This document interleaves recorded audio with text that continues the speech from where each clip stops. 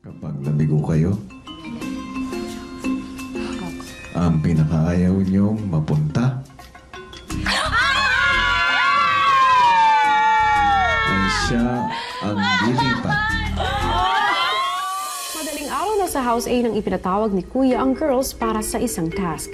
Napansin ko na mas lamang talaga kayo mga babae kaysa sa mga lalaki pagdating sa bilang. Paano sa house battle? Paano kung physical na ang kailangan gamitin para maglaban, housemates? Aminin nyo man o hindi, physically, mas malakas pa rin ang lalaki kaysa sa babae. Dahil dyan, housemates, bibigyan ko kayo ng tsansa na mailipat ang isang housemate, lalaking housemate, galing sa kabilang bahay papunta sa inyong bahay. Masusi ninyong pag-aralan kung sino ang pipiliin ninyo. Bibigyan ko kayo ng pagkakataon na mapag-aralan ang weaknesses and strengths ng mga lalaki sa kabila. Minsan ang tinanong ni Kuya ang boys ng dating House A kung ano ang kanilang mga strengths and weaknesses at pinapanood naman ni Kuya ang interview na ito sa mga girls. Mula sa kanilang napanood, irarank nila ang mga boys mula sa kanilang pinakaayaw hanggang sa kanilang pinakagusto.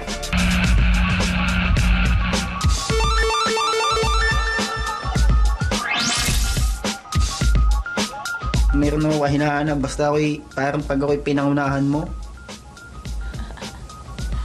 parang ayaw ko na. Ay, wag yan. Dahil parang nakapokus na yung aking idea sa isang bagay na yun, tapos igagawa mo pa ako ng ibang bagay, parang pangit na sa akin, parang mihina na kagad yung aking loob. Kasi Yung aking suggestion na, kumbagay, wag sensitive sa atin. Malaking spider, okay lang sa akin nun. Pero pag maliit lang, yung mga 4-5 centimeters lang, patay. I'm control about it. Parang nagdi-discuss ako, parang... Oh my God! Arte pa sa atin. Correct! I can work under pressure. I'm a good follower. Weaknesses, takot sa ano po kuya, like failing. Tsaka yung mga parang obstacle course. Yung mga akyatan. Mga akyatan! Mga gusto ko yung akyatan, bitinan. Meron na tayong akyatan eh, si Hermes. Oh, galing si Hermes. Yung parang Tarzan. Tsaka yung mga parang obstacle course. Weakness ko, Oo. yung kalungkutan. Anong sabi? Nag-iisip ako minsan ng medyo malalim eh. Tungkol saan? Kung ano pumapasok sa isip ko. Tungkol? Sa labas. Ano ang mga strengths mo? Strength ko po. Oo. Siyempre, yung sa sayaw kasi advantage sa akin po yun. Kasi marunong po akong sumayaw. Ang masasabi ko po ay sports-minded person po ako. Weakness po siguro yung kasi minsan sensitive po ako na kapag may sinabi kang masama sa akin is parang nawawala yung concentration ko. Ilang saglit lang ay kinuha na ni Kuya ang kanilang desisyon. I-rank ninyo ang mga lalaki mula sa pinakamahina hanggang sa pinakamalakas.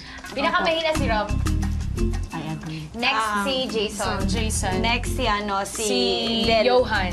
Sino ang pinakagusto ninyo at pinakaayaw ninyo na mapunta sa inyong bahay? Pinakagusto si Paul Jake. Pinakaayaw si Rob. Oo. Bakit pinakagusto niyo si Paul Jake? Wala siyang weakness. Hindi, kasi po, ayaw niya pong natatalo.